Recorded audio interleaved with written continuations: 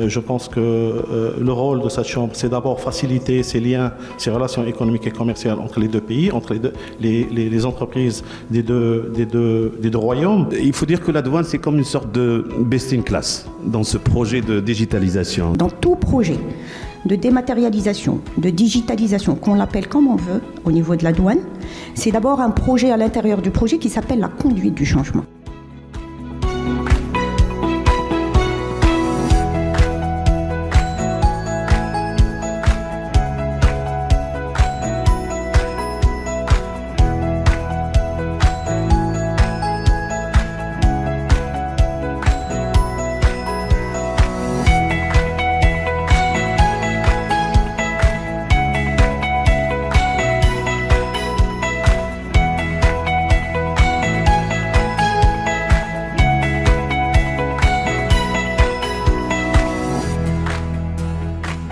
Bienvenue à vous, merci d'être venus si nombreux à cette manifestation qu'on appelle Tour Invest. Je vous dirai rapidement ce que c'est. Je sais que la douane est toujours un sujet passionnant. Personne n'aime la douane, moi non plus. Et on dira, peut-être qu'un jour on aimera la douane quand la douane aura disparu.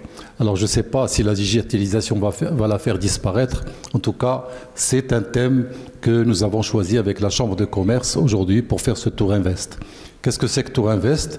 Ce sont des forums comme celui-là, où ce sont des espaces d'échange avec des spécialistes et des opérateurs et des gens intéressés, où nous échangeons pour améliorer la chose, évidemment.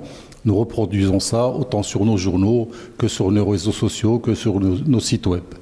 Voilà en quoi ça consiste. Dans cette chambre, d'ailleurs, on avait parlé il y a quelques mois, on avait fait un Tour Invest autour de l'investissement dans la région de Rabat. On fait des Tours Invest dans différentes régions du Maroc. Bientôt, on ira à Dakhla, peut-être même on ira même en Afrique, puisque nous estimons que c'est le rôle de médias de provoquer l'échange, etc. Alors, pourquoi nous avons choisi, d'abord pourquoi la Chambre de commerce espagnole? Parce qu'aujourd'hui, l'Espagne est le premier partenaire commercial du Maroc et le Maroc est le premier partenaire commercial de l'Espagne en Afrique.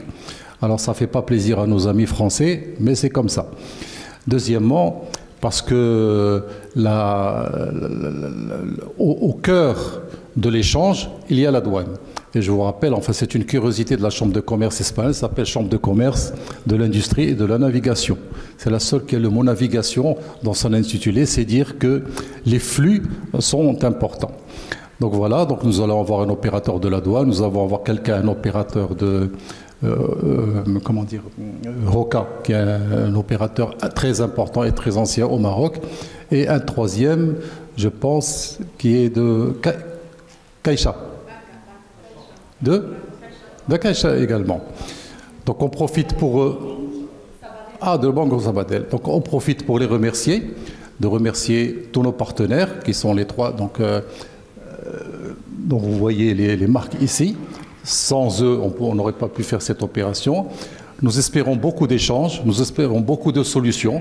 On vous remercie encore une fois. Et à vous la parole, Madame la Présidente. Bonjour tout le monde. J'espère que vous avez profité des petits cafés avant. Et je suis conseillère de l'ambassade d'Espagne, je suis membre de la Chambre de commerce espagnole, Madame, Messieurs. C'est un grand honneur pour moi de vous accueillir à ce débat autour du terme douane et digitalisation pour un commerce Maroc-Espagne fluide et sécurisé, organisé par le quotidien L'Économiste et en collaboration avec notre Chambre de commerce espagnole au Maroc. Je tiens à exprimer ma profonde gratitude au quotidien L'Économiste et avec M.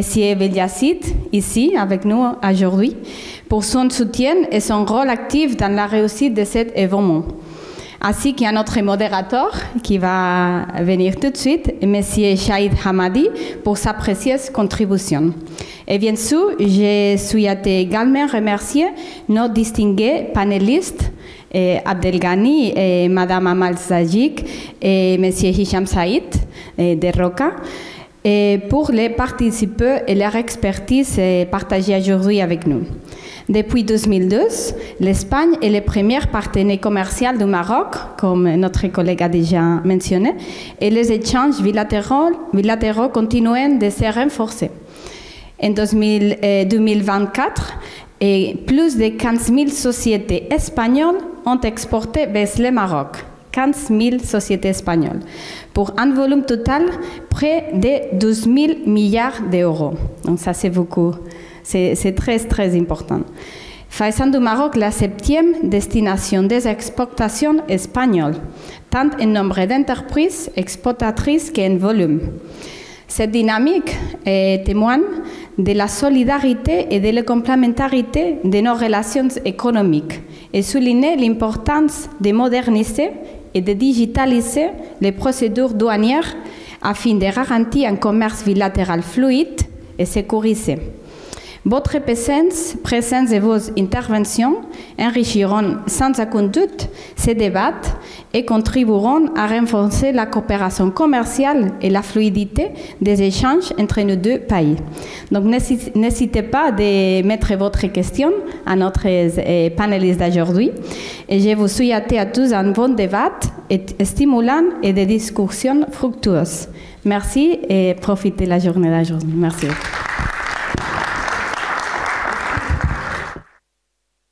Merci d'être là et bienvenue à Tourinvest en partenariat avec la Chambre de commerce espagnole. Et cela se passe dans un contexte où, effectivement, vous l'avez entendu, l'Espagne est le premier partenaire commercial du Maroc. Il était important pour nous de nous focaliser, effectivement, sur la fluidité des échanges commerciaux faits de part et d'autre de la Méditerranée. La digitalisation des procédures douanières, en fait, c'est la thématique la plus importante, en tout cas, qui a été retenue pour cet entretien, pour cette entrevue avec le panel que j'aurai le plaisir de vous présenter dans un instant. Ces procédures, en tout cas, la digitalisation qui se transforme effectivement en un levier essentiel, vous l'avez entendu aussi, pour réduire les délais, améliorer la transparence et renforcer la compétitivité des entreprises.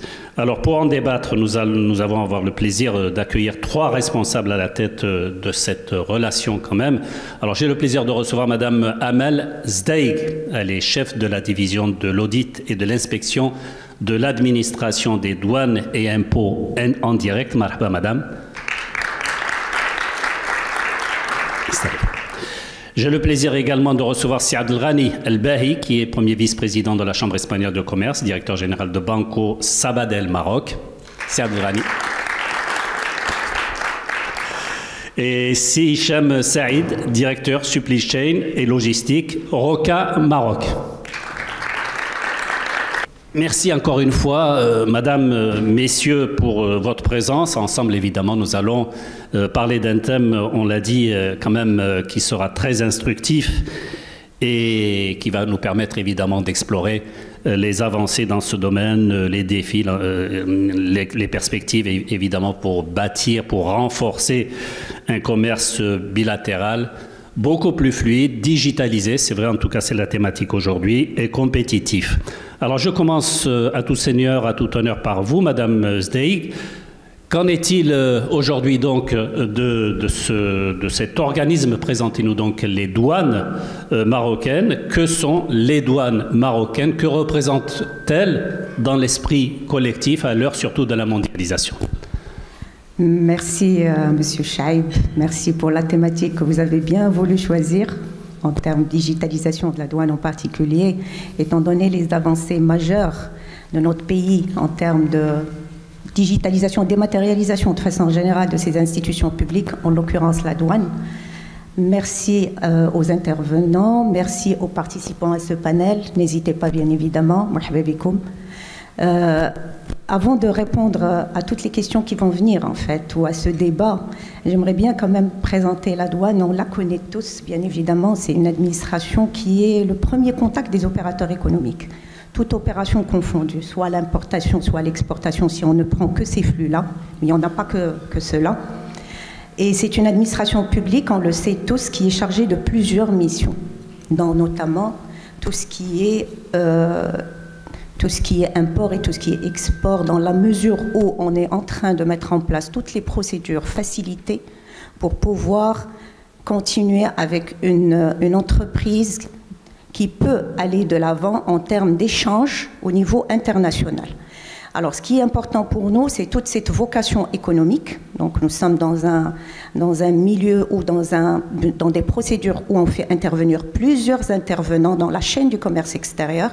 Donc, ce n'est pas uniquement la douane qui intervient, mais c'est le premier contact que connaissent tous les opérateurs, que ce soit à l'import ou à l'export. Et par conséquent, on est amené, par rapport à ces taxes économique au niveau de la mission de la douane, on est amené à pouvoir dire à cette entreprise que la compétitivité compte pour nous, soit à l'échelle nationale, soit à l'échelle internationale. Et de par ça, nous sommes en train de mettre en place depuis belle lurette, depuis la naissance de la douane au Maroc, toutes les possibilités, toutes les mesures de facilitation pour garantir cette compétitivité, aussi bien de l'entreprise, mais de façon générale de tout le système et de tout le schéma en fait économique au Maroc. Et par rapport à ça, nous mettons en place pas uniquement des procédures facilitées, mais nous garantissons aussi la sécurité des flux. Et donc tous les contrôles douaniers pour que ça puisse pour qu'on puisse être en avant par rapport à tout ce qui est fraude commerciale et à tout ce qui est trafic illicite, c'est la douane. En plus de ça, nous continuons à adapter nos procédures et nos processus pour cette compétitivité, pour garantir la compétitivité et pour mettre en place un environnement attractif, propice pour l'investissement de façon générale.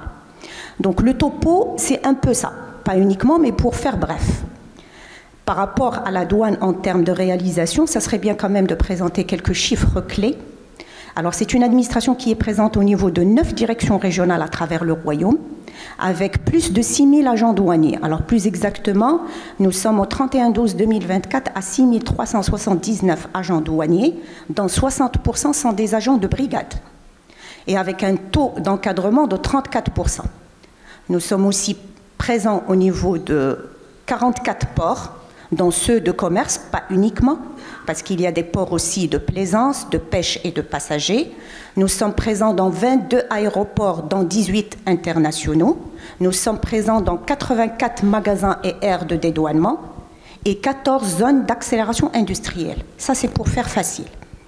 Il y en a d'autres, bien évidemment, où on intervient, mais grosso modo, c'est ça.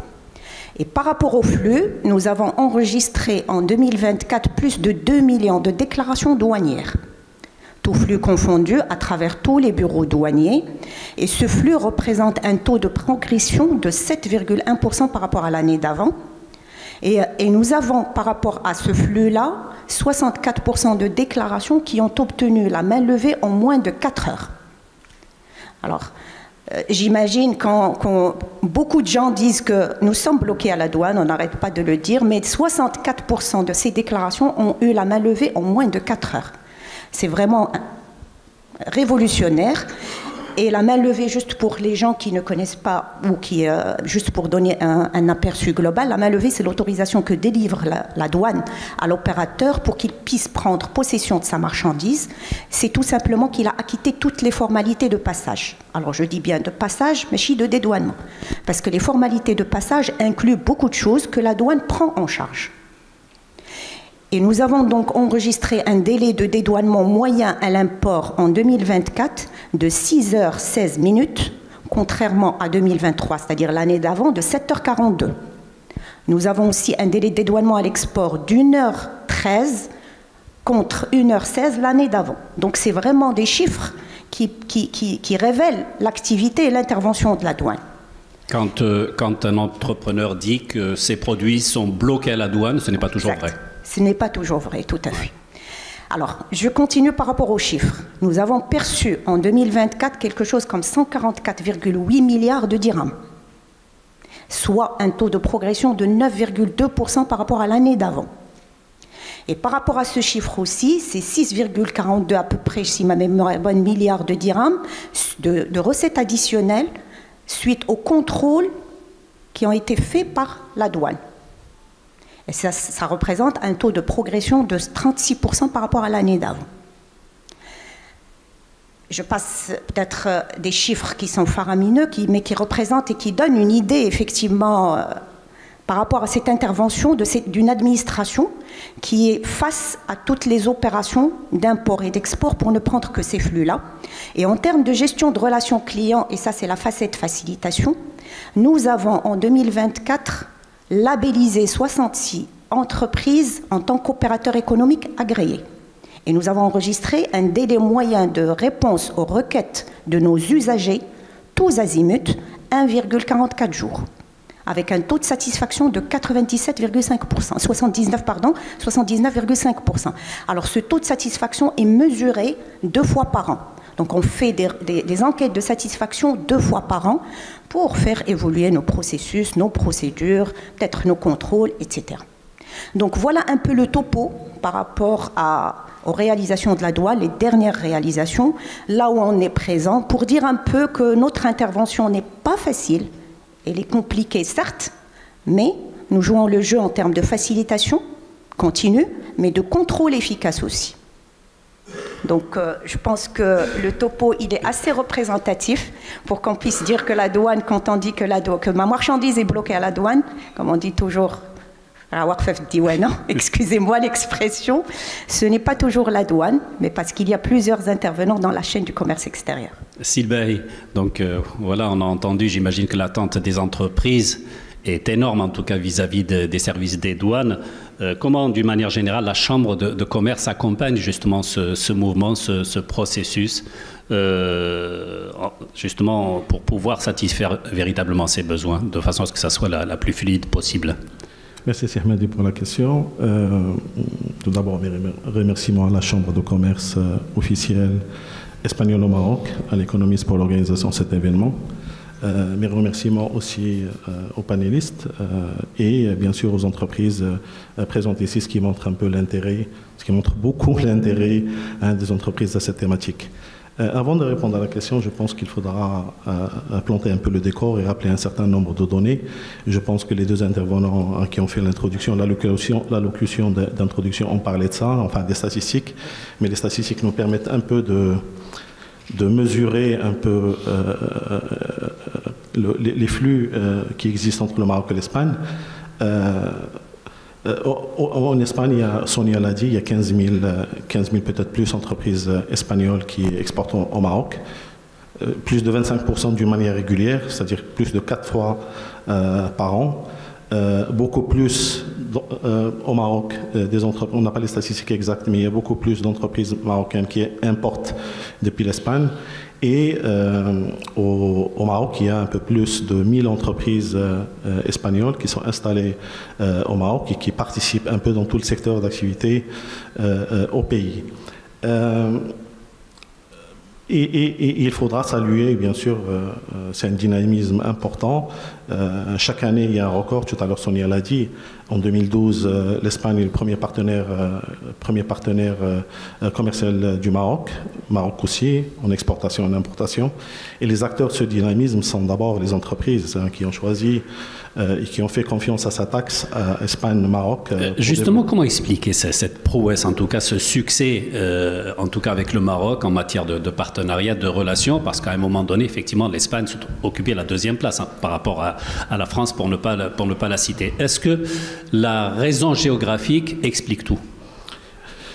C'est un point très important, la proximité géographique, c'est-à-dire qu'on peut produire au Maroc et livrer en Espagne en moins de 48 heures grâce à un certain nombre de choses, donc la logistique, la douane, etc. La proximité géographique, c'est un point important, mais aussi c'est le rôle des institutions espagnoles bancaires qui se sont installées au Maroc depuis 2009. Il ne faut pas oublier que 2 banques espagnoles ont choisi d'installer au Maroc leur succursale totalement opérationnelle qui offre tous les services bancaires, que ce soit en termes de moyens de paiement locaux et étrangers. Ça, c'est très important. Ce qui aide à fluidifier un peu les flux commerciaux entre les deux pays.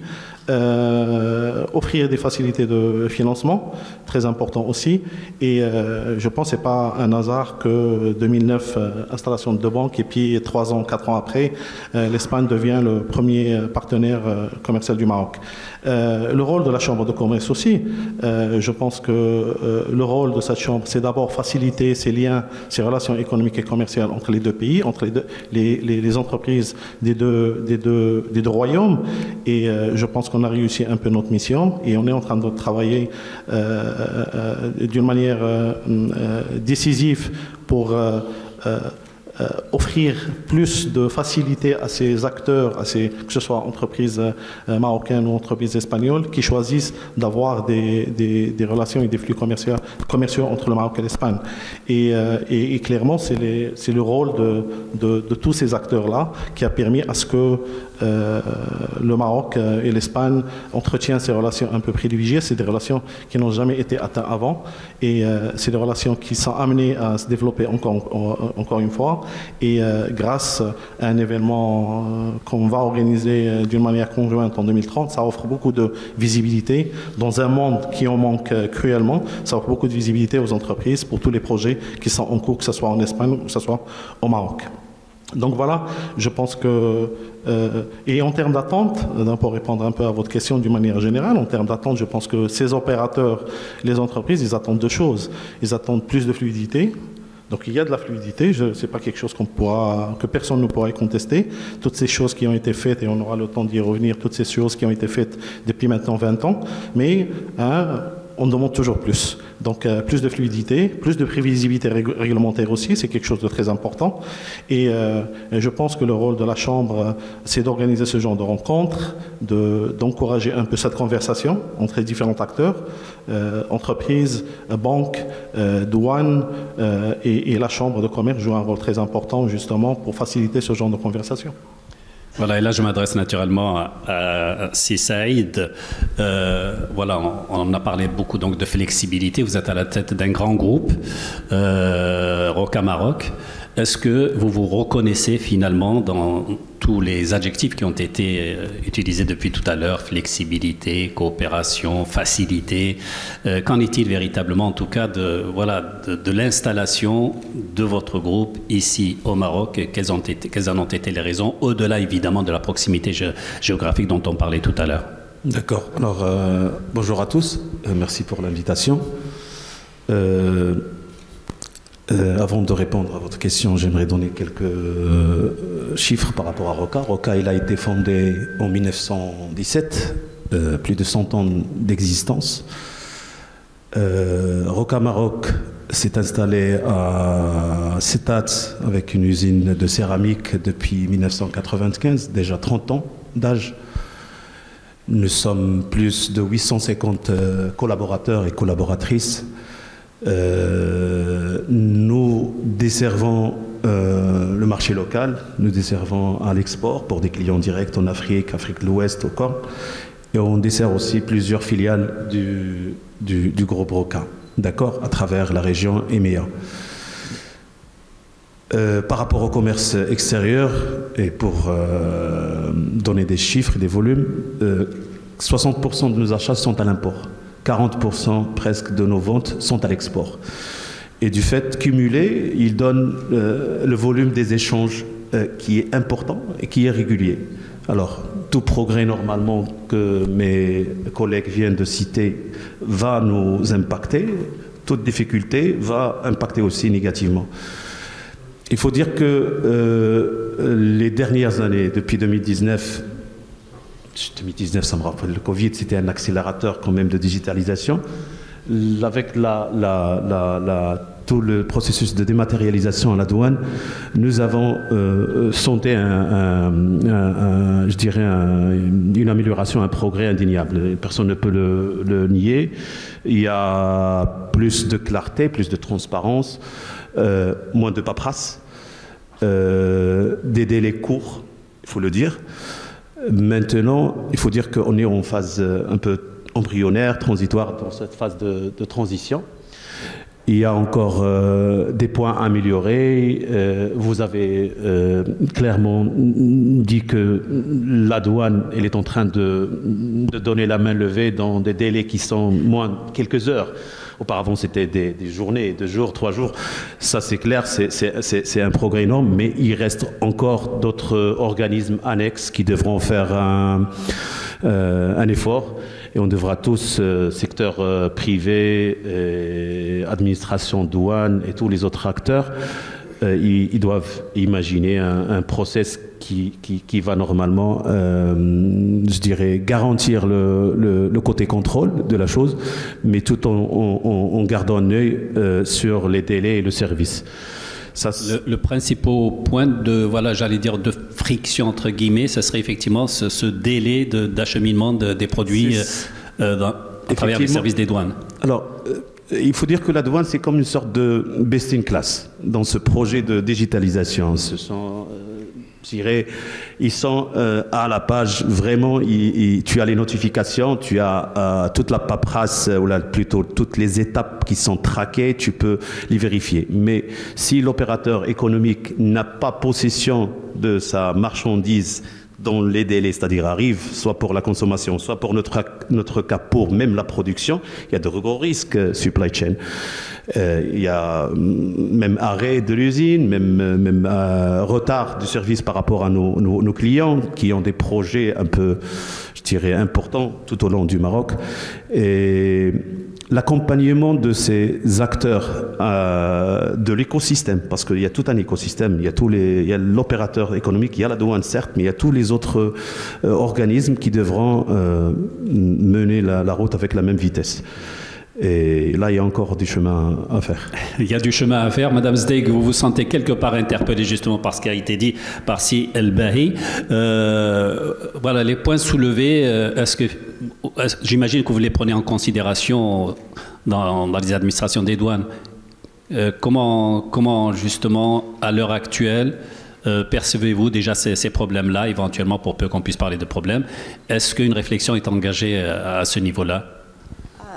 C'est toujours des réflexions, c'est toujours des projets qui sont mis en place, qui sont lancés. Et ce qu'il faut savoir, c'est que la douane, c'est d'abord des plans stratégiques. C'est toujours des plans stratégiques. On est au 4e, donc 2024-2028. Et quand on dit des plans stratégiques, c'est des projets innovants à chaque fois. On n'aurait pas pu arriver à cette notion de dématérialisation et de zéro papier en dehors de cette notion de mesure, de projets qui sont vraiment porteurs de valeur ajoutée.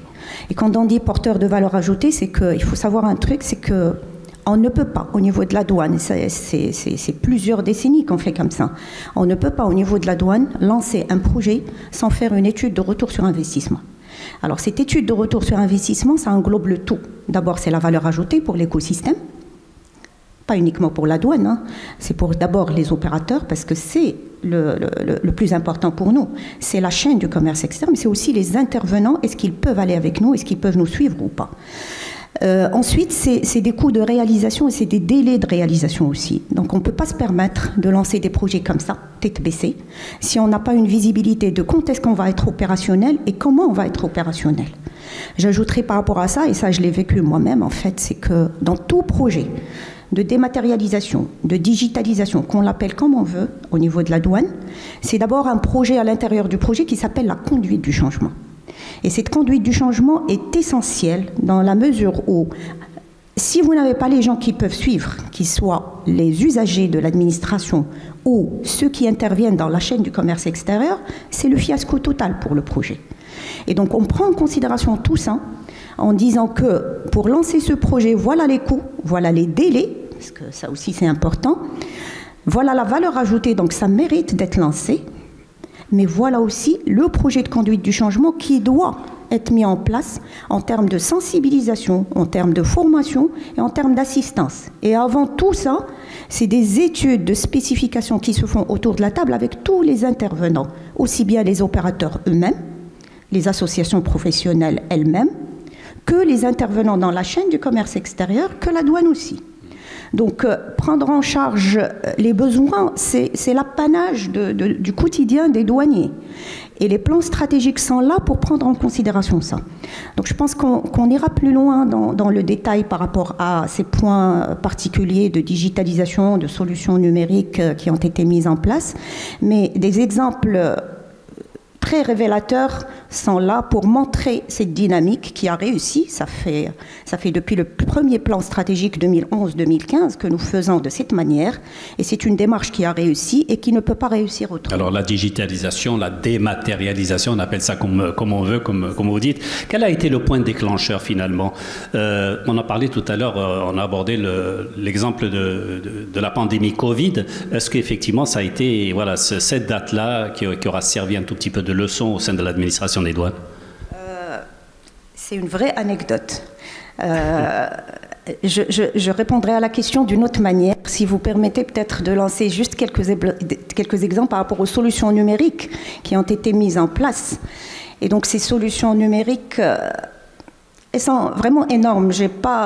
Si j'ai à choisir, je m'étalerai toute la journée, je finirai pas, ça c'est sûr. Oh, on a le temps, hein. Mais oui, si vous voulez bien. Hein. Sauf que pour faire quand même bref, j'en prendrai quelques-unes, j'en prendrai 4. Si vous permettez, si Chaïb, bien sûr. Donc, et pour répondre à la question in fine par rapport à cette anecdote qui est la pandémie de la Covid-19, c'est vraiment quelque chose qui a marqué l'esprit des douaniers.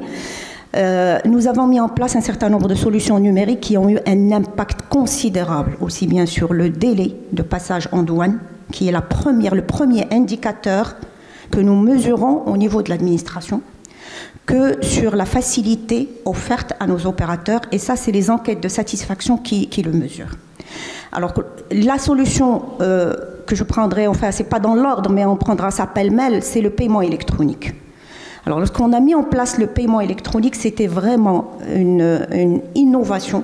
Ça a révolutionné le monde de l'administration publique à l'époque. Ce qu'il faut savoir, c'est que ce paiement électronique et la première version de ce paiement électronique a été mise en place en 1999. Je pense que peu de gens le savent. Mais la première solution qui a été mise en place, c'était sur l'ancien système. Et c'était sous forme d'échange de données informatisées avec quelques opérateurs. Et puis avec une seule banque de la place. Avec bien sûr un réseau à valeur ajoutée qui assure toute la sécurité, toute la traçabilité et j'en passe. Et puis depuis, on a mis en place au fur et à mesure toutes les solutions possibles et imaginables de paiement multicanal, à commencer par la carte bancaire en 2015. Et en allant vers tout ce qui est M-Banking, e-Banking, les agences bancaires, les agences de proximité et j'en passe, tout en arrivant en fin de compte aux TPE aussi, parce qu'il y a du paiement qui se fait par des TPE au niveau de la douane.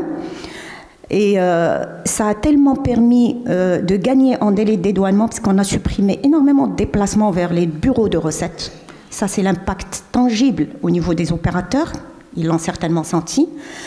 Mais au niveau de l'administration, ça aussi, ça a été mesuré en termes de retour sur investissement. Au niveau de l'administration, on a pu gagner en termes de ressources humaines. C'est qu'on a pu redéployer nos ressources humaines qui étaient là pour percevoir les droits et taxes en fait ou les recettes douanières vers d'autres fonctions. Donc on a pu quand même optimiser les ressources humaines. C'est une pénurie, vous le savez tous, on n'invente rien du tout. La ressource humaine devient une pénurie au fur et à mesure de l'avancement. Et puis pour l'agent douanier lui-même, ça a été une réussite parce qu'il a pu se concentrer sur des tâches à plus forte valeur ajoutée. Et donc le paiement électronique jumelé avec une attribution automatique, une délivrance automatique de la main levée, parce que dès que vous payez chez vous, soit à travers l'Internet, soit à travers le mobile ou n'importe quel canal, vous recevez automatiquement une notification de délivrance de la main levée sur votre adresse mail. Et donc, vous avez la possibilité de récupérer votre marchandise directement. Vous ne revenez plus chez le douanier. Et ça, à l'époque, c'était énorme. Là, ça devient du quotidien, mais c'était énorme, c'était révolutionnaire. Deuxième solution que je ne manquerai pas de citer, c'est la signature électronique. Alors la signature électronique, c'était toute une plateforme et tout un ensemble de logiciels qui ont été mis en place pour répondre aux spécificités, aux termes de la loi 5305, donc on est quand même régi par des lois de sécurité de la transaction, de digitalisation, parce que quand on dit digitalisation et zéro papier, il va falloir signer électroniquement. Et cette signature était vraiment avec un ensemble de mesures de conduite du changement. Et je me rappelle très bien, on était même dans des bureaux douaniers éloignés pour faire des séances de sensibilisation qui duraient des journées. Parce que effectivement, c'était nouveau. C'était en 2017-2018. Et à partir du 1er janvier 2019, ça a permis à l'administration de franchir le pas vers le zéro papier et donc la suppression de tout ce qui est dépôt physique, si vous vous rappelez, tout ce qui est dépôt physique de documents, soit la déclaration, soit les documents exigibles, j'en passe. Donc on a pu quand même déclarer le zéro papier à partir du 1er janvier 2019. Ajoutant à cela toutes les possibilités offertes d'échange de données informatisées avec la communauté, toute la communauté, soit à l'échelon national, mais aussi à l'international. On ne le voit pas peut-être, mais c'est ça. Nous sommes en train d'échanger des données structurées, parce que quand on a du document, difficile de l'exploiter automatiquement. Mais quand on a de la donnée qui est structurée, c'est vraiment quelque chose qui donne un coup de pouce à l'accélération du circuit de dédouanement. Alors tous les partenaires sont autour de la table pour cet échange, et nous échangeons avec plusieurs plateformes. Je citerai quelques-unes, en fait, c'est le guichet unique du commerce extérieur Portnet, l'exploitant du port de Tanger-Med, les organismes de contrôle dont on parlait tout à l'heure, en l'occurrence le département de l'industrie, l'ANSA, tous ceux qui interviennent en fait pour délivrer une autorisation particulière pour le passage au niveau de la douane. Et donc ça a permis d'accélérer énormément ce délai que nous mesurons au quotidien et qui est vraiment quelque chose de, je dirais, mais chérie du quotidien, c'est quelque chose qui est un outil de travail. Et qui est impératif. C'est un impératif au quotidien, effectivement. C'est Abdelghani El-Bahi, justement, voilà, je voudrais avoir votre regard sur cet arsenal de réformes développées par Mme Steik. Quel impact sur, en tout cas, les besoins, les attentes des opérateurs espagnols? Je vais essayer de compléter. Non, clairement que les réformes entreprises par la douane ces 15-20 dernières années vont dans le bon sens. Moi, je citerai d'une manière globale, mais je pense que c'est ce qui touche, c'est ce qui parle plus aux entreprises, c'est la simplification des formalités. Je pense que c'est quelque chose d'important. La digitalisation des processus, la dématérialisation des documents, bien sûr la catégorisation douanière qui est très importante, qui permet à un certain type d'entreprise de mieux gérer leurs formalités de douanement. Et clairement, ces réformes ont eu un impact sur la vie quotidienne des entreprises. Ces entreprises-là, les opérateurs marocains et espagnols peuvent anticiper mieux les formalités, suivre les opérations en temps réel et mieux planifier les flux financiers et les flux commerciaux. Ceci dit, il y a des choses qu'il faudra améliorer, comme toujours, d'accord. Nous, en tant que Chambre de commerce, un certain nombre de choses ont été remontées par les entreprises, c'est-à-dire réduction des délais, je pense que c'est quelque chose. Oui, bien sûr, l'appétit vient en mangeant. Hein. Qu'est-ce qui fait la différence entre les douanes marocaines et les douanes et espagnoles? J'aimerais avoir juste peut-être une petite différence, dire voilà, de l'autre côté de la Méditerranée, il se passe de telle manière pour introduire les produits. Ici, voilà comment ça se passe. Je dirais que je pense que c'est une synergie à laquelle on ambitionne tous. C'est-à-dire que, et ça risque de nous étonner tous, c'est que le niveau de la douane marocaine, c'est-à-dire, si on prend une voie actuelle, il est équivalent, si ce n'est plus, si on le compare à d'autres douanes, je ne parle pas de l'Espagne, mais à d'autres douanes, l'Espagne. À d'autres douanes dans les pays européens. Ouais. Par rapport à la douane espagnole, moi je pense que la principale chose sur laquelle on pourra tendre en tant qu'administration, c'est plus d'échanges d'informations. Ouais. Donc c'est des synergies qu'il faudra mettre en place entre les deux douanes pour faciliter et fluidifier un peu plus les formalités. Imaginons un monde où il y a la reconnaissance automatique et mutuelle des documents douaniers entre les deux douanes. D'accord ? Imaginons un monde où il y a un échange sécurisé, bien sûr, sécurisé des informations entre les deux douanes. Ça répond à ces deux objectifs qu'on a ici, fluidité et sécurité, c'est-à-dire que les échanges seront plus fluides et plus sécurisés, parce que ça permettra à la douane justement de répondre à un objectif clair qui est très clairement identifié dans ces objectifs stratégiques, c'est tout ce qui est protection du marché marocain par rapport à tout ce qui est contrebande, etc. Donc clairement c'est quelque chose sur lequel on peut travailler et je pense qu'il faudra profiter de l'environnement actuel, des relations actuelles entre le Maroc et l'Espagne pour tendre vers plus de collaboration. Mais je voudrais continuer pour parler un peu les points qui ont été cités, remontés par nos adhérents, d'accord, comme point possible d'amélioration. Je parle sur le contrôle, bien sûr, de l'administration de douane. Donc, j'ai parlé de la fluidité, donc des délais encore plus réduits, procédures plus simplifiées. On cite les licences d'exportation. Donc une procédure plus simplifiée pour obtenir les licences d'exportation. Automatisation des processus comme par exemple le workflow portuaire qui est digitalisé partiellement. Dématérialisation des documents complète, les certificats de conformité ne le sont pas, les garanties douanières non plus, et autre demande de nos partenaires, de nos adhérents, c'est plus de prévisibilité. Donc plus de prévisibilité en ce qui concerne tout le corpus réglementaire, encadrant un peu le travail de l'administration qui s'applique bien sûr à tous les opérateurs. Donc meilleure lisibilité et stabilité réglementaire, plus de clarté sur les régimes douaniers, et une meilleure harmonisation entre les différents postes douaniers. Donc si on prend le poste douanier par exemple de Casablanca, et si on le compare à un autre poste douanier, peut-être il y a divergence en termes d'interprétation. Imaginons une société qui a des flux, qui gère des flux à travers les deux, elle est obligée de se conformer à deux interprétations, peut-être divergentes, de le même texte réglementaire. Et ce sont là les principaux points qui nous sont qui ont été remontés par nos adhérents. Et le point positif, c'est pas des ajustements, c'est pas des réformes structurelles, c'est des ajustements techniques. C'est-à-dire, il vient compléter un peu la stratégie qui est toujours en cours chez la douane. Et l'objectif, notre objectif à tous, douane, secteur bancaire, chambre de commerce, entreprise, c'est faire de ce corridor Maroc-Espagne un pôle de compétitivité et de stabilité régionale. Voilà, en matière de pragmatisme, là évidemment je m'adresse à vous, Si Saïd. Voilà, est-ce que vous êtes à la tête donc d'une grande entreprise espagnole installée depuis longtemps au Maroc. Est-ce que vous vous reconnaissez quelque part dans tout ce qui a été cité en matière peut-être d'outils digitaux? On a parlé donc de dématérialisation, on a parlé de certificats électroniques. Qu'est-ce qui vous arrangerait, vous en tout cas, qu'est-ce qui vous interpelle le plus pour pouvoir effectivement faire fonctionner au mieux votre entreprise, en tout cas pour voilà, faciliter vos flux?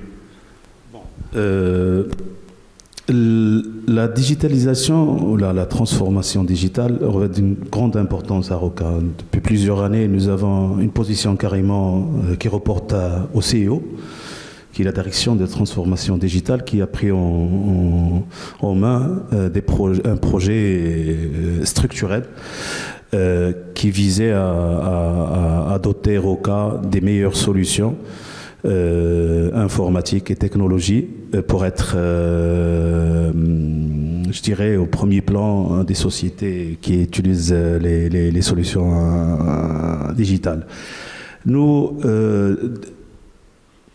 fin de premier semestre de cette année, on a franchi un pas énorme qui est carrément le passage, un go live à un nouveau système ERP, qui va par la suite nous donner la possibilité, à travers des solutions, des systèmes satellites qui orbitent tous autour du même ERP, et qui va assurer, je dirais, la continuité du business à travers tous les processus de l'entreprise, à travers la production, la supply chain, les ressources humaines. le marketing, tout sera normalement géré de sorte à ce que la digitalisation soit un axe de différenciation majeur. Par rapport aux autres systèmes que nous utilisons à Roca, il y a certes, de manière indirecte, il y a le système BADR que notre transitaire utilise pour remplir les formalités douanières. Et nous, on a la main sur Portnet. Bon, elle est utilisée de manière, je dirais, mutuelle. À Roca, nous avons la main pour gérer la gestion des règlements des fournisseurs à l'étranger. C'est un point qui est très important pour éviter les erreurs, pour éviter les problèmes et assurer le flux de l'argent qui est vérifié. Et en plus, depuis le début de l'année, nous avons la main sur la gestion des conformités. D'accord ? À partir de 2019, bon, nous, notre premier dossier de création d'un certificat de conformité a été fait au milieu de l'année.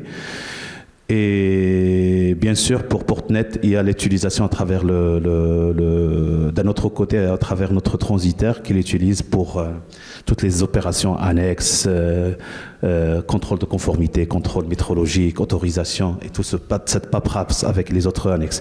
Maintenant, ce qui me laisse un peu... Là où il devra y avoir un effort. Là où la digitalisation, c'est beaucoup d'informations. C'est une abondance d'informations incroyable. Tu ouvres ton PC et là, les liens, ils sont énormes.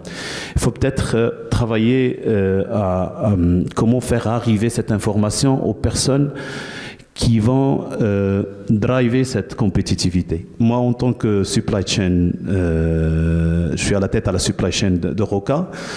Je sens qu'il y a un peu, je dirais, assoiffé d'avoir plus d'informations par rapport aux options, aux possibilités nouvelles. Avant même qu'il n'ait lieu, il faut que, je pense que, je lis partout que le monde de l'entreprise, on partage avec lui, il est concerté. Mais est-ce que c'est la bonne personne qui va prendre cette décision, qui va faire en sorte à ce que cette décision soit la meilleure? On a parlé d'indicateurs, plusieurs indicateurs viennent à la tête, mais maintenant, sur quelle base ce calcul a été fait? Des enquêtes de satisfaction. Est-ce que vraiment la bonne personne qui a les outils ou les indicateurs qui sont tangibles, qui devra dire est-ce que le service était bon ou n'était pas bon? Et du coup, il y a des nuances à faire. Il va falloir opérer un effort additionnel pour toucher les vraies personnes du secteur industriel. Ouais. Et c'est important. Alors, Madame Zdijk, quelque part, vous êtes interpellée là aussi. Voilà, certains points ont été soulevés. J'imagine certainement leur résolution apporterait énormément de fluidité là aussi. À l'exemple de l'entrepreneur que nous avons là auprès de nous, qu'est-ce qu'il y a de répondre en tout cas sur certains points? D'abord, permettez-moi de situer un peu cette notion de prise en compte des attentes de l'entreprise. C'est tellement important au niveau de notre administration, depuis quinzaine d'années, depuis le premier plan stratégique, que cette notion de relation et de gestion de relations clients pèse.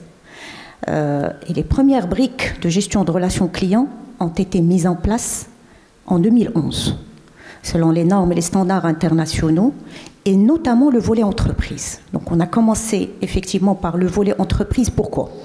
Parce que c'est le tissu économique, parce que c'est l'image, c'est l'économie du pays, et c'est l'image du pays de toute façon. Donc si on est compétitif, c'est que le pays est compétitif, c'est clair. Et donc à partir de là, nous avons mis en place des dispositions claires, des dispositions qui sont vraiment étudiées en termes de gestion de relations clients, de l'entreprise en particulier. C'est de l'écoute directe, c'est des prises en charge de besoins directement avec l'entreprise, et c'est aussi pas uniquement des prises en charge comme ça de besoins, mais c'est des solutions qui sont proposées, mais aussi des procédures adaptées. Pourquoi? Parce que l'important pour nous, en fait, c'est que cette entreprise soit compétitive et qu'il n'y aurait plus de problèmes ou de contraintes, en tout cas vis-à-vis de la douane. Mais on fait plus. C'est que, pas uniquement pour ce qui concerne la douane, mais on interpelle aussi tous ceux qui interviennent au niveau de la chaîne du commerce extérieur pour nous aider à trouver les bonnes solutions pour cette société pour qu'elle puisse être compétitive et à l'échelon international, pas uniquement national. Et pour cela, donc l'administration a fait le choix de faire une organisation décentralisée avec une cellule qui est chargée au niveau central de cette relation avec le secteur privé, d'une part, et des cellules régionales qui font de l'étude de besoins et de la relation client à proximité.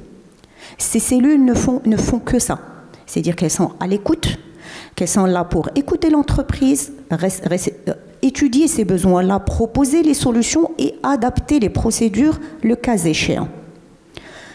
Mieux encore, l'administration a toujours veillé sur l'institutionnalisation de ses relations avec les associations professionnelles.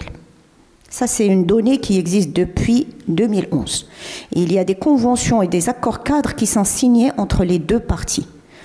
Et ces conventions, c'est des matrices digitalisées qui sont suivies. C'est des besoins qui sont relevés, c'est des études qui se font au niveau central et régional, et c'est des procédures qui sont adaptées. Dieu sait combien il y en a qui ont été adaptés aux besoins de l'entreprise pour qu'on puisse aller de l'avant et ensemble. À travers, en direct peut-être, mais à travers aussi les associations professionnelles. Et il y a des rencontres qui se font au niveau de la région pour écouter au profit des membres des associations professionnelles pour communiquer autour de toute nouveauté. Du jour au lendemain, on a une nouvelle réglementation. Du jour au lendemain, on a une nouvelle loi. Du jour au lendemain, on a une nouvelle procédure. C'est du contact direct avec la profession, avec le secteur. Encore plus, et pour conforter l'entreprise dans sa quête de compétitivité à l'international, on a concocté, on en a parlé tout à l'heure, on a concocté tout un programme de labellisation pour l'obtention du statut d'opérateur économique agréé. Alors ça, c'est une avancée majeure. Et depuis quand même quelques années qu'on y est. Et ce programme, il est évolutif, bien évidemment, c'est normal, mais il offre un package diversifié de simplification douanière, mais pas que. C'est que ce programme aussi peut être, ce label peut être utilisé au niveau international pour tout ce qui est fiabilité et transparence de l'entreprise. Juste à titre de chiffre, toujours, à fin 2024, au 31/12/2024, on a labellisé quelque chose comme 681 entreprises, dont 15 au statut sécurité-sûreté. Alors ce statut-là, c'est le plus grand niveau de labellisation qui est offert. Et je reviens toujours à ce chantier de digitalisation, si vous permettez, et depuis belle lurette, donc vraiment depuis la naissance des services numériques au niveau de la douane, on en parlera peut-être par rapport à cet historique, ça remonte à très loin, nous avons mis en place des cellules centrales et régionales pour l'assistance de tout usager de la douane à l'utilisation de ces services numériques. Elles sont joignables à travers tous les canaux. On a du mail, on a du téléphone et on a une plateforme digitalisée qui ne fait que ça. Vous pouvez suivre effectivement votre remontée depuis que vous l'avez signalé jusqu'à la résolution du problème. Jusqu'à la réponse de toute façon, parce que ça peut ne pas être un problème, ça peut être juste une assistance particulière. Voilà donc un tour autour de cette question de gestion relation client pour prendre en charge les remontées de l'entreprise, des associations professionnelles de façon générale. Je pense qu'il y a des choses à éclaircir, oui, je veux bien, mais il y a de l'effort qui est fourni. Il y a aussi, nous demandons aux entreprises de faire appel à l'administration, de se rapprocher de l'administration, soit en local, soit au niveau central. Et donc, puisqu'on est en local et on est un peu partout, n'hésitez pas, profitez-en. C'est ce qui manque, d'après vous, c'est ce que vous regrettez peut-être, c'est ce manque de fluidité directe entre l'administration des douanes et les entreprises? Franchement, moi, ce que j'ai remarqué, c'est que cette fluidité ne manque pas. Tellement on a eu de rencontres, tellement on a signé d'accords cadres, tellement on a signé de conventions avec les associations professionnelles et on a écouté énormément d'entreprises et on a des solutions qui sont proposées et même des procédures qui sont adaptées aux besoins de l'entreprise et à son schéma de fonctionnement global. C'est fait comme ça, et c'est voulu, et on a des indicateurs dans ce sens que nous mesurons. Donc moi, je n'ai pas remarqué de fluidité, enfin, ou le manque de fluidité dans ce sens, mais je demanderai quand même aux entreprises de se rapprocher encore plus de l'administration.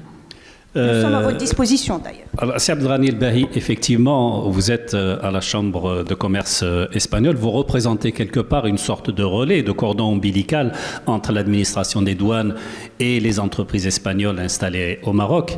Est-ce que là aussi, quel est finalement votre rôle quand il s'agit peut-être un peu de ces questions soulevées de part et d'autre pour pouvoir servir d'intermédiaire et trouver peut-être la solution adéquate à certains problèmes? C'est ce qu'on est en train de faire aujourd'hui. Oui, déjà pas mal. Oui. Au niveau de la Chambre, une donnée importante, nous sommes la Chambre de commerce espagnole la plus grande au monde en termes de nombre d'adhérents.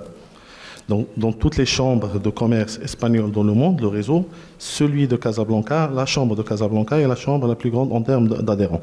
Et ces adhérents, il y en a des entreprises marocaines, des entreprises espagnoles, des grandes entreprises, des petites entreprises, des entrepreneurs individuels. Et je pense que c'est cette segmentation aussi qu'il faudra appliquer lorsqu'on parle de communication avec les administrations. Je donne un exemple très simple.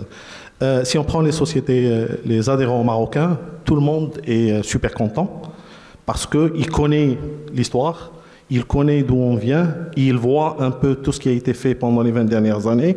C'est vrai qu'il y a toujours une demande, une volonté d'améliorer un peu plus les choses, mais il y a un socle très solide où l'entreprise, elle te dit qu'on était dans une situation X et on est dans une situation une situation meilleure. Si on prend les sociétés espagnoles, il y a une différence entre les sociétés espagnoles qui ont toujours opéré au Maroc depuis ça fait très longtemps et les sociétés qui viennent d'être installées. Donc elle rejoint peut-être celle qui opère au Maroc et qui opère au Maroc depuis longtemps, elle rejoint un peu les sociétés marocaines. Les nouvelles, elles viennent et elles disent que ce qu'on a maintenant, il faudra l'améliorer d'une manière radicale. Donc le positionnement, il n'est pas le même. Et si on prend une autre segmentation, les grandes entreprises qui peuvent bénéficier qui ont les moyens d'appliquer des programmes de catégorisation douanière et les entrepreneurs individuels, d'accord, qui a des opérations qui importent, je ne sais pas, 4 conteneurs, 5 conteneurs par an, je pense que ces besoins seront un peu différents. Et c'est pour cette raison que cette communication-là, moi je pense que cette communication en amont, elle est là. Elle a toujours existé. Il y a toujours une concertation entre la douane, les associations professionnelles, le secteur bancaire, les entreprises. Mais il faut aussi améliorer et renforcer la communication en aval. C'est-à-dire, pourquoi pas, mise en place d'un système d'expérience client, d'enquête de satisfaction anonyme, d'accord, qui sont conduits par des entités autonomes qui peuvent montrer un peu où le curseur en termes de satisfaction, on peut le situer où? Et qu'est-ce qu'on a besoin de faire pour on peut améliorer un peu le service?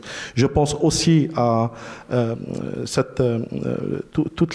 dispositif mis en place ou l'a offert aux opérateurs en cas de problème. Je pense qu'on pourra le renforcer avec une hotline, d'accord, qui pourrait aider cette hotline pourrait aider ces entreprises individuelles, petites entreprises, très petites entreprises, à régler un peu leurs soucis technologiques, parce qu'il ne faut pas oublier que aussi il faudra un effort pédagogique. Tous les outils qui ont été développés par l'administration, elles ne sont pas à la portée de tout le monde. C'est vrai que 70% des tissus, bien sûr, mais il y en a 30% qu'il ne faudra pas oublier. Et je pense que c'est ce genre de réflexion, c'est-à-dire, il faut dire qu'on a fait l'essentiel, on a construit la maison, d'accord, et il faudra la renforcer les fondations je pensais que vous alliez me dire qu'il faudrait maintenant décorer la maison. Renforcer la fondation, ça doit être fait normalement depuis longtemps. Non, la renforcer dans la mesure pour répondre aux besoins de tous les acteurs économiques. Parce que c'est normal, moi si j'étais à la douane, dans un premier temps, je vais m'adresser à 80% de la population. Et après, je vais traiter les autres sujets. Maintenant, je pense qu'il est temps et les outils et la digitalisation nous permet à tous d'avoir un feedback qui nous permet de situer le curseur et de savoir qu'est-ce qu'on devrait faire, dans le cadre, bien sûr, des plans stratégiques de la douane. Voilà, alors on arrive pratiquement au terme de cet entretien. Je vais vous donner 2 minutes chacun pratiquement pour lancer des appels ou peut-être pour donner des conseils pour pouvoir effectivement améliorer et déjà la confiance entre les uns et les autres et d'une part surtout améliorer peut-être un peu le système de travail attendu les uns auprès des autres. Madame Zdaïk, c'est à vous. La discussion, elle est tellement pertinente qu'on n'a pas vu le temps passer. Oui, qu'on n'a pas vu le temps passer. On ne voudrait pas terminer ce panel. On a encore beaucoup de choses à dire, beaucoup de choses à discuter, mais je veux quand même m'atteler sur notre vision, ce qui va venir. C'est vrai que nous avons construit, bien sûr si vous permettez Sichaï, par rapport au temps qui nous reste, nous avons construit énormément de choses. Nous avons dématérialisé nos processus douaniers. Nous sommes vraiment très en avance par rapport à tout ce qui est zéro papier, transparence, traçabilité et j'en passe. Mais le futur promet beaucoup d'autres choses. Ça revient à ces attentes-là. Nous savons tous que le monde du digital, il évolue, mais d'une manière très, très, très rapide. Ça, on le sait tous et on le vit au quotidien.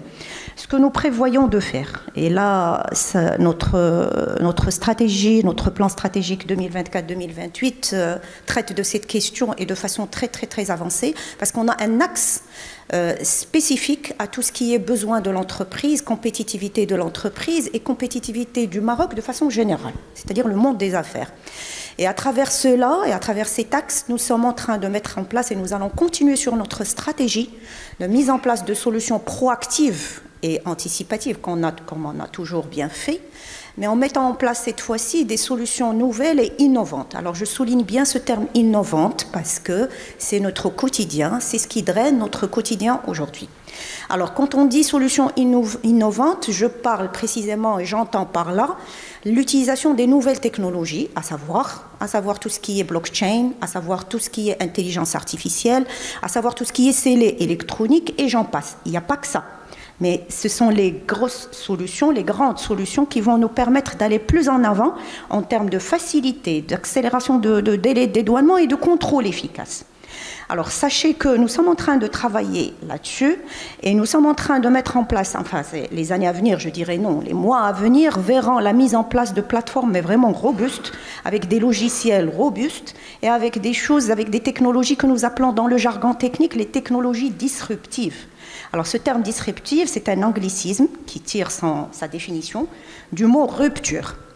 Et c'est ce qui va permettre à l'administration des douanes au Maroc d'être parmi les plus efficaces au monde. Parce qu'il va y avoir des solutions intelligentes que nous sommes en train de préparer, et donc on démarrera rapidement en termes de tests et de POC, comme on a l'habitude de faire d'ailleurs. Nous sommes en train de préparer quelque chose comme solution intelligente pour le traitement de données en masse, pour l'interconnexion des systèmes, entre toute la communauté nationale et internationale du commerce extérieur. Et nous sommes en train de mettre en place aussi des modèles qui évoluent selon ce que nous détectons ou selon les comportements qui émergent. Et là, c'est le volet contrôle qui intervient. Alors, notre objectif, c'est quoi? Comme toujours, c'est de fluidifier plus, mais de contrôler de façon plus efficace, contrôler mieux. Voilà, donc grosso modo, je voulais revenir à quelques points qui ont été cités. Peut-être qu'on aura l'occasion d'en débattre pour ne pas prendre s'accaparer. Sylvain, votre mot de conclusion. Tout à l'heure, on a parlé de l'événement planétaire qu'on va organiser, c'est-à-dire 2030. L'événement planétaire.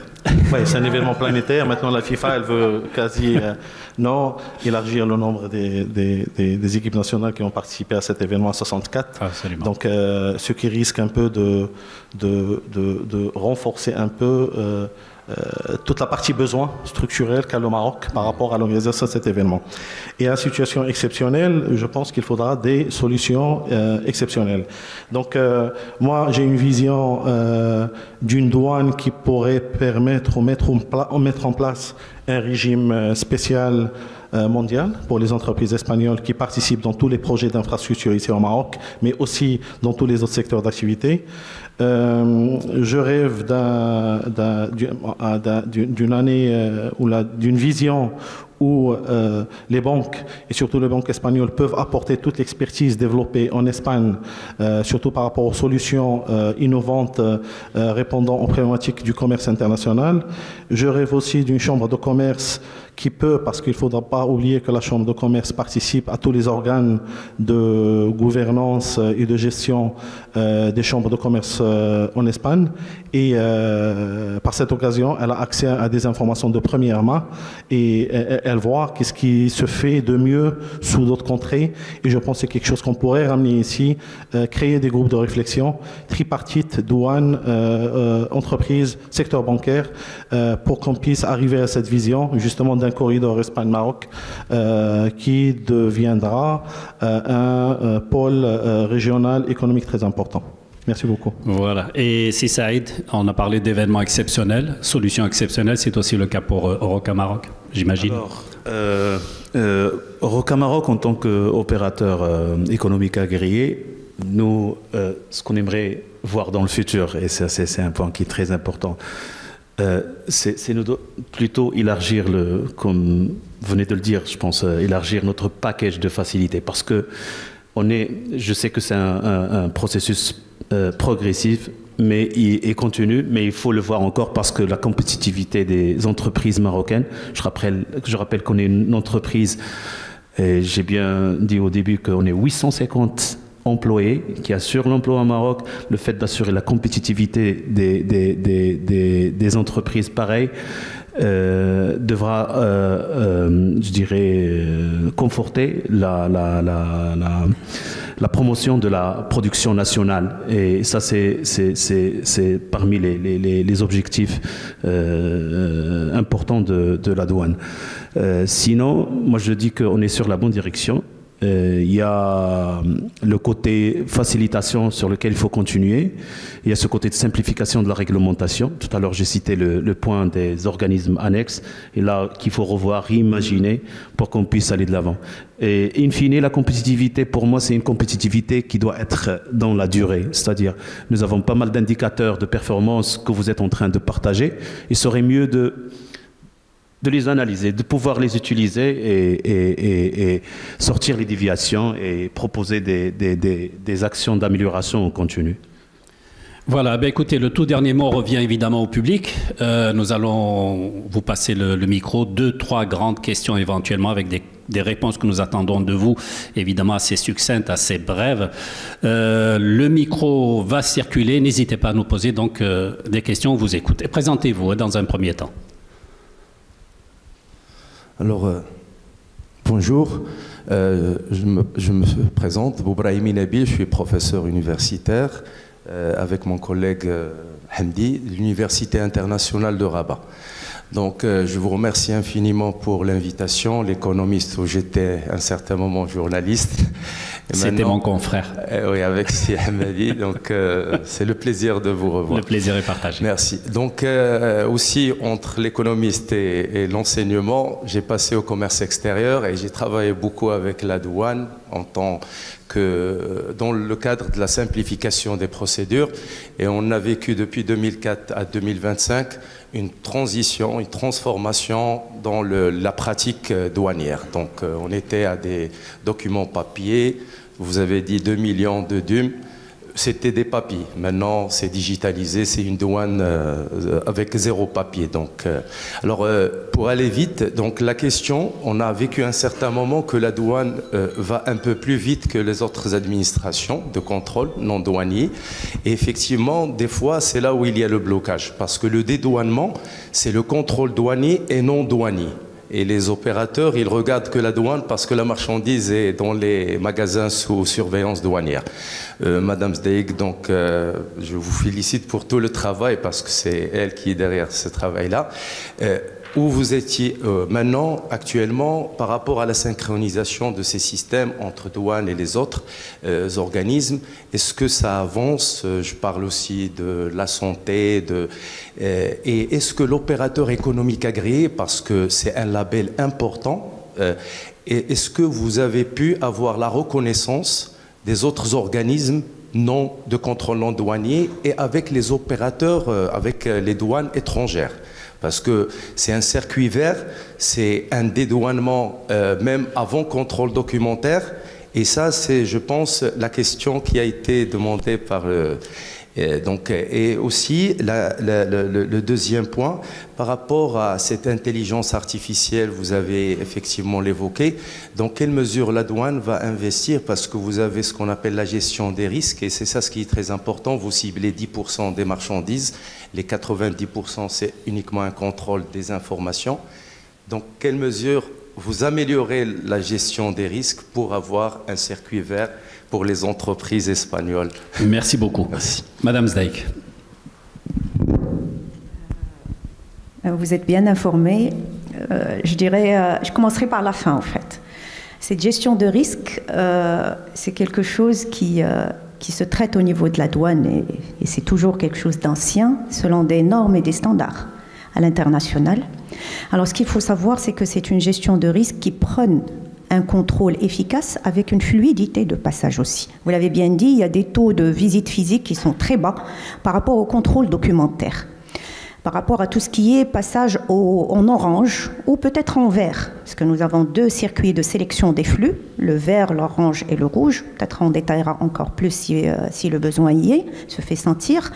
Mais cette analyse de risque se base sur quelque chose comme un système qui est un moteur de règles et qui est automatisé pour le passage et la sélection des opérations douanières. Alors, il s'agit tout simplement là d'un système expert. Alors, pour rentrer un peu dans le détail, mais je vais être bref, c'est un système expert qui permet à tous les flux d'être sélectionnés selon en fait un certain nombre de données que nous avons rassemblées, parce que effectivement tout est dématérialisé. Donc on a à disposition une banque de données qui est hyper riche, qui est actualisée en temps réel, avec des échanges avec tous les partenaires nationaux et des partenaires internationaux. Et donc c'est ce qui constitue le renseignement douanier. Alors, ce point de renseignement douanier est tellement important dans la mesure où c'est ce qui permet de sélectionner et d'orienter nos contrôles et notre facilité in fine. Je reviens à ce moteur de règles. Donc, c'est un moteur de règles qui permet, à travers tout un historique d'affaires contentieuses, de comportements qui ont été détectés ou qui émergent, d'orienter la sélection des flux selon les données dont on a possession. Et je dirais plus, c'est que ces dernières années, la coopération numérique est à son summum avec les partenaires nationaux et les partenaires internationaux. Et c'est ce qui permet de rendre cette base de données, cette base d'informations riche et actualisée en temps réel. Donc un contrôle efficace et une intervention douanière optimisée, c'est le cœur de ce que nous sommes en train de faire en termes de sécurité des flux. C'est une mission qui n'est pas facile puisqu'on est en train de prôner la facilité, mais en même temps le contrôle efficace. Vous le voyez bien. Et pour revenir à ce contrôle efficace et pour revenir à cette notion d'intelligence artificielle, le fait de disposer d'une banque d'informations si riche, on l'a dit tout à l'heure, nous permet, in fine, de constituer plus d'informations. Et donc, c'est le socle de base, puisque vous êtes universitaire, c'est le socle de base pour les couches qui vont venir en termes d'intelligence artificielle, que nous sommes en train de tester. D'ailleurs, tout ce que nous sommes en train de viser, c'est fluidifier plus en contrôlant mieux. L'opération, l'équation, elle est à plusieurs paramètres si on voit la multitude des intervenants dans la chaîne du commerce extérieur. Voilà un peu une réponse brève par rapport à ce que nous faisons en termes de sécurité des flux, en partenariat bien évidemment avec tous les partenaires à l'échelon national et international, on n'arrêtera pas de le dire, mais aussi en utilisant les technologies disruptives que nous avons évoquées tout à l'heure. Une autre question.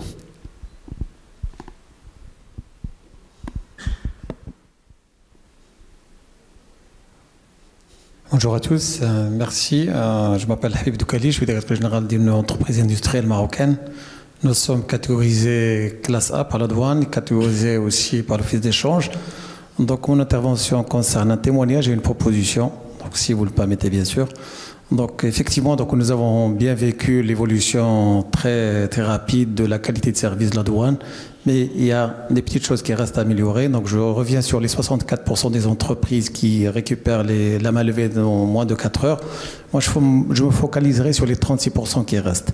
Donc dans le cadre effectivement de la collecte et de Customer Survey, moi je propose, effectivement dans l'ère de l'IA, que chaque déclaration, donc quand on reçoit l'avis de sortie de ma levée, bon, qu'il y ait un lien pour le customer survey.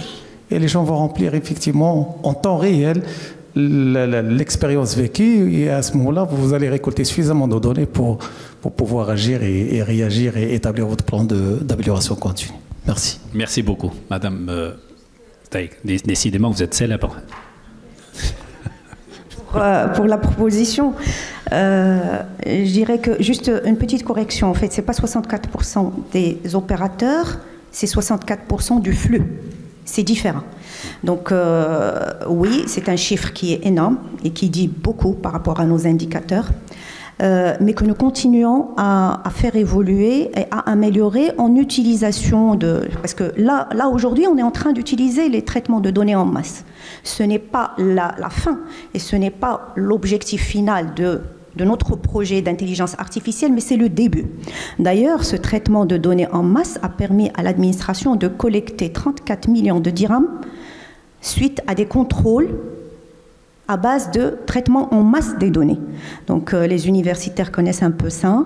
Nous sommes en train de préparer cette nouvelle ère et ce virage technologique, parce qu'effectivement la douane sera sur un nouveau virage technologique par rapport à ça, et qui va marquer effectivement la douane, qui va la placer que parmi les meilleurs et parmi les plus efficaces. Donc effectivement, merci pour la proposition et on l'étudiera bien évidemment. Merci beaucoup. Une question auprès de monsieur.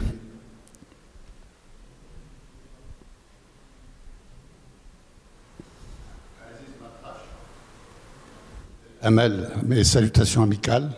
Ça fait plaisir de vous revoir après tant d'années. Je suis vice-président de la Confédération des exportateurs marocains. Et chez nous, à la Confédération, ça nous tient à cœur la fluidité portuaire. Et la fluidité portuaire, comme ça a été tellement bien dit, ça ne dépend pas exclusivement de la douane. Lorsqu'on perd en fluidité, on perd des marchés, on n'est plus compétitif. Et je crois qu'il y a un travail à faire énorme de sensibilisation, et à tous les niveaux, et à tout le monde, pour essayer de se mettre en tête que lorsqu'on n'opère pas la fluidité portuaire, lorsqu'on regresse, c'est qu'on est en train de marcher à compte courant pour la création d'emplois et des investissements au Maroc. Moi, je suis témoin, j'ai accompagné pendant des années la digitalisation de la douane, et Dieu sait ce qu'on a fait. Et je le disais souvent, et c'est avec fierté que je le répète, la douane a fait des grands progrès par rapport à il y a 20 ans. La dématérialisation, la digitalisation, et le summum dont je me rappelle aussi, c'était la DUM, qui a été entièrement la liasse de la déclaration de douane qui a été dématérialisée. Je ne parlerai pas des bons livrets, etc. Il y a des pas de géants et l'administration de douane a fait d'excellent travail par rapport à la digitalisation. Maintenant, par rapport à la fluidité, il y a encore des problèmes énormes et nous avons des doléances qu'on reçoit. Et le problème, ces problèmes deviennent de plus en plus structurels. Je donnerai un exemple, si vous permettez. C'est une bonne partie de nos exportations, on les fait par camion vers l'Europe et vers l'Espagne. On fait plus de 550 000 camions par an. Et autrefois, ces camions passaient le passage portuaire en quelques heures, 4 heures, et depuis un certain temps, et ça dure presque 48 heures. Donc on a trahi complètement la proximité qu'on a avec l'Europe. Et des fois, on est plus compétitif par rapport à nos concurrents tunisiens ou turcs ou hindous, même les Égyptiens. Donc, lorsque nous devons travailler, nous devons réfléchir qu'est-ce qui se passe par rapport à cette fluidité. Est-ce que c'est une question d'émotionnement des infrastructures et superstructures? Est-ce que c'est une question de personnel? Est-ce que c'est une question d'introduire de nouvelles technologies pour sélectionner les gens qu'on doit visiter, au lieu de mettre la queue, même avec des gens honnêtes et clairs et transparents, et ça fait, tout le monde attend 48 heures avant d'embarquer, il y a quand même des difficultés. Et là, la fluidité, il faut absolument la revoir. Et lorsqu'on parle aussi du port de Casablanca, la congestion est devenue quelque chose de structurel, ça coûte beaucoup d'argent aux importateurs. Il faut essayer que la douane, en tant qu'administration citoyenne, prenne le lead de cet écosystème et essayer de tendre la main aux maillons faibles de l'écosystème pour essayer de mettre tout le monde à niveau pour qu'on travaille tous dans le même sens, d'intégrer les systèmes d'information, parce qu'aujourd'hui, l'opérateur économique il ne se retrouve plus. Il a 36 000 écrans qu'il doit consulter pour introduire les informations. Or, nous avons créé un système d'information du commerce extérieur qui s'appelle Portnet, et l'opérateur économique devrait tout simplement rentrer dans une seule fenêtre et introduire toutes ces informations qui seraient dispatchées et distribuées à tous les opérateurs, à toutes les administrations. Si merci beaucoup. Pour la douane, j'aurais aimé, j'aurais souhaité plus de transparence et plus de communication et sur une base régulière. Merci beaucoup. Merci beaucoup, monsieur le vice-président. Plus de transparence, plus de communication. En quelques mots, éventuellement, si vous avez quelques remarques. Oui, en quelques mots, monsieur Matarach, qu'on connaît parfaitement bien, c'est quelqu'un qui a accompagné tous les chantiers de dématérialisation au niveau de la douane, et, soit au niveau de la PRAM, soit au niveau de n'importe quel, même en intervenant particulier. C'est quelqu'un qui a donné beaucoup. Je vous remercie par rapport à ça. Et effectivement, nous sommes en train de drainer tout le monde et tous les intervenants au niveau de la chaîne du commerce extérieur pour qu'on puisse aller de la même vitesse, pour qu'on puisse faire des choses qui peuvent révolutionner aussi le Maroc de façon générale. L'important pour nous, c'est, comme on l'a dit tout à l'heure, c'est de fluidifier plus d'abord et en contrôlant mieux. Et c'est l'objectif de notre stratégie actuelle, notre plan stratégique actuel, c'est de pouvoir aller plus loin dans la facilitation, puisqu'on devient de plus en plus gourmand, et c'est normal. Et puisqu'on est en préparation d'un certain nombre d'événements, mais pas que. Nous sommes, pour l'anecdote, en fait, quand on disait que nous avons dématérialisé, quand on a mis en place toutes les solutions numériques dont on parlait tout à l'heure, qui étaient juste des exemples, pour l'anecdote, franchement, on se disait, waouh, c'est peut-être qu'on était en train de se préparer à quelque chose comme ça, la Covid-19. On ne savait pas, mais les gens se disaient, waouh, est-ce que vous la voyez venir, celle-là? Mais bon, merci beaucoup, monsieur Matarach. Merci. Merci à vous, madame Amal Zdaïk, chef de la division de l'audit et de l'inspection de l'administration des douanes et impôts indirects. Merci également à Si Abdelghani El-Bahi, premier vice-président de la Chambre espagnole de commerce, et vous êtes aussi directeur général de Banco Sabadell Maroc, et merci également infiniment à Hicham Saïd, directeur supply chain et logistique de Roca Maroc. Merci encore une fois, madame, messieurs, d'avoir bien voulu partager avec nous ce moment de débat, ce panel Tour Invest organisé en partenariat avec la Chambre de commerce espagnole. Et merci également à vous de vous être déplacés, d'avoir bien voulu être parmi nous et participer effectivement à tout ce qui a été dit. Et à très bientôt, Inch'Allah.